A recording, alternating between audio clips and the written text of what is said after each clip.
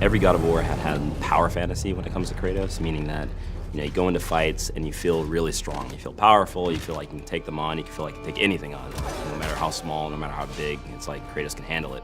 So for this game, even though we were changing pretty much everything about the combat, we wanted to make sure that Kratos still felt like he was a powerhouse. The two things that we had talked about early on were like, one, we don't want to make an open world game. Two, we don't want to just mimic Dark Souls. As much as we like that game, there is kind of this interesting loop inside of it that we wanted to capture. That's when we really, I think, started embracing the fact that not all of God of War just has to be charge in, hit, and then sort of wake up after everything's over, right? We just didn't have that strategic element, that cerebral engagement. And all of the pieces that we put together throughout development put the player in a position that they have to think as they're fighting. For this game, he's got a new weapon, his Leviathan Axe, and with this weapon we wanted to be a little bit more tactical, still feel powerful at the end of the day, but have a little bit more decision-making and a little bit more deliberate actions on the player. We created scenarios in which, hey, it's advantageous to really experiment with this. And we've noticed that once people start seeing that, oh, I want to try that one now, right? Because we give you a lot. We want to make sure that, hey, when you win this fight, did you win it slightly different than this other player won the fight? Maybe you kicked him into a wall, stunned him, and grabbed him. Maybe you tripped him and then slammed your axe on top of him to split him in half. There's multiple ways to handle enemies this game. But I love the kind of trick shot stuff with the axe. So like throwing and tripping the character and then repositioning myself to put another character between me and the axe, recalling the axe and taking the character from the ground, popping him up, hitting another character in that line from behind, grabbing and then comboing that, launching him up, and then throwing a runic attack on him.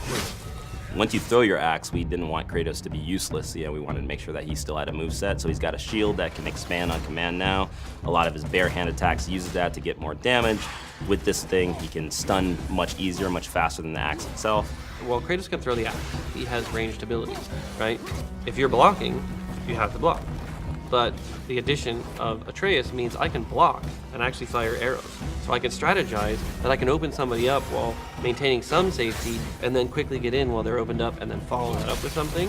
So it gives you a really interesting sense that I can both have an aggressive stance and a defensive stance at the same time. God of War was, the boat deck, right? On the Hydra ship, one section, bam, you already understand kind of all of the base combat stuff, and then we incorporate a little bit of magic later. So this was far more ambitious, and I think honestly, the audiences are more adept at games. They've played a lot more games. The game industry has progressed and matured, so people are looking for an inherently greater depth to the games that they're playing. Pre-order and get 3 shield skins for in-game. PlayStation.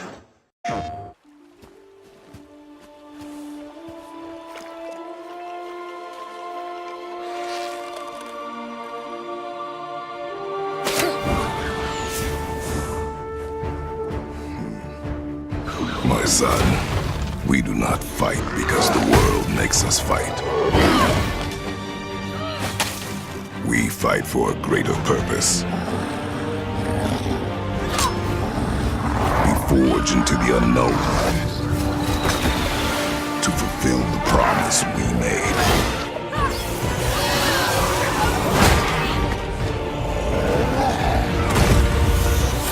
No matter the darkness, nothing will stand in our way.